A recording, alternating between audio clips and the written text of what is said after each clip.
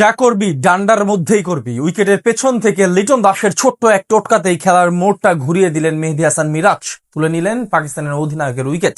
লাঞ্চের আগে টাইগারদের চালকের আসনেও বসালেন ডানহাতি এই অলরাউন্ডার। তবে এই উইকেটের ক্রেডিটটা নিতেই চাইবেন লিটন, কেননা তার প্ল্যানেই তো ধরাশায়ী শান মাসুদ। সফরকারী কাপ্তানের উইকেট তুলে নিতে উইকেটের পেছন থেকে লিটনের কলকাঠি নাড়ানো নিয়ে বাকিটা জানবো প্রতিবেদনে।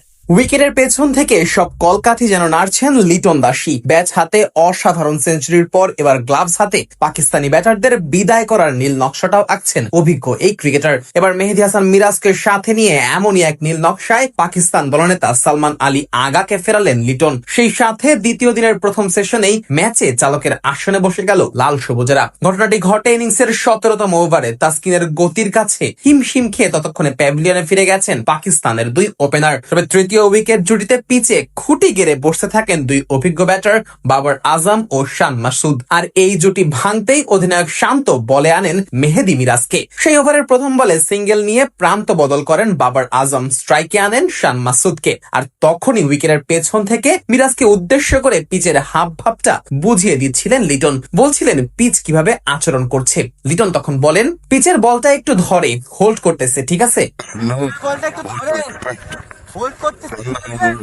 খানিক বিরতি দিয়ে লিটন আবার বলে বসেন, যা করবি ডান্ডার উপর করিস। মিরাজও লিটনের কথায় সায় দিয়ে আশ্বাস দেন বলটা সেভাবেই করবেন। লিটন পরে মিরাজকে এটাও বলেন, ব্যাটার শান মাসুদের লেগ সাইডে খেলার প্রবণতা বেশি, তাই পিচে একটু বল ধরলেই হয়ে যাবে। ব্যাস, শান মাসুদের প্রথম বল খেলার আগেই পিচের আচরণ ও ব্যাটারের খেলার ধরন সবকিছুই মিরাজকে বুঝিয়ে দেন লিটন।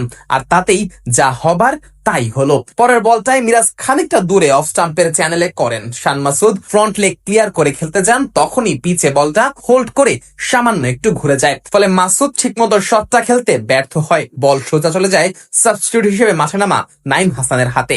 নাইমও দারুণভাবে লুফে নেন সেই ক্যাচ, আর তাতেই 21 রানে থামে পাকিস্তানি দলনেতার ইনিংস। 61 রান তুলতেই 3 উইকেট হারায় সফরকারীরা। মিরাজ লিটনের এই জুটি লাঞ্চের আগে তুলে নেয় আরো 1 উইকেট। এবার শিকার আরেক বাহাতি সাউথ শাকিল। মিরাজের বলে সুইপ শট খেলতে গিয়ে বল ব্যাটের মাথায় লাগলে সোজা ওঠে ক্যাচ, আর সেটাই লুফে নেন লিটন। 8 রানেই ফিরতে হয় এই ব্যাটারকে। 79 রান তুলতেই 4 উইকেট চলে যায় পাকিস্তানের। টেস্ট ক্রিকেট যেখানে ধৈর্যের খেলা, সেখানে উইকেটের পেছন থেকে সব কলকাঠি নাড়েন উইকেট কিপাররাই। প্রথম টেস্টেও মোহাম্মদ রিজওয়ানের মনোসংযোগ ভাঙতে বেশ ভোকালি ছিলেন লিটন। এবার সিলেট টেস্টেও উইকেটের পেছন থেকে নিজের জাদুটা দেখাচ্ছেন অভিজ্ঞ এই টাইগার ক্রিকেটার। আর এর ফলটাও সাথে সাথেই পাচ্ছে লাল সবুজেরা। একের পর এক টেস্ট জিতে নিজেদের উন্নতি চোখে আঙুল দিয়ে দেখিয়ে দিচ্ছে সমালোচকদের।